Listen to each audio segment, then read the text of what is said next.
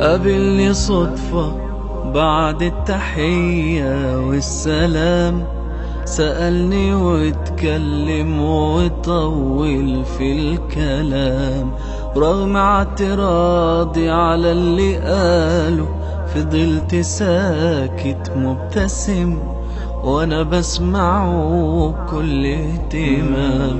قابلني صدفة بعد التحية والسلام، سألني واتكلم وطول في الكلام، ورغم اعتراضي على اللي قاله فضلت ساكت مبتسم وانا بسمعه بكل اهتمام.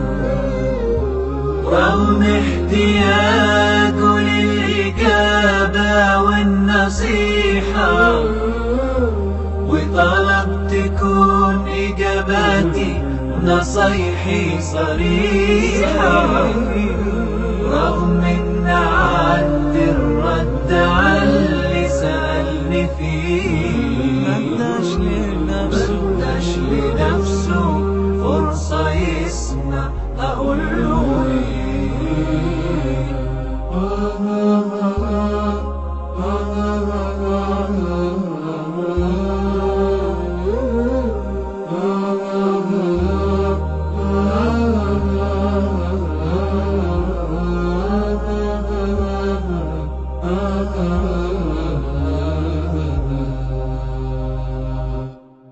ملحقش حتى لساني ينطق كلمتين، لسه هبدأ قطعني خلى كلامي يرجع.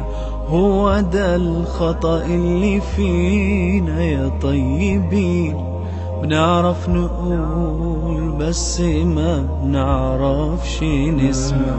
ملحقش حتى لساني ينطق كلمتين، لسه هبدأ قطعني خلى كلامي يرجع. هو ده الخطأ اللي فينا يا طيبين، نعرف نقول بس ما بنعرفش نسمع. رغم احتياجه للإجابة والنصيحة، وطلب تكون إجاباتي نصايحي صريحة، رغم إن عندي الرد على اللي سألني فيه، مداش لنفسه فرصة يسمع أقوله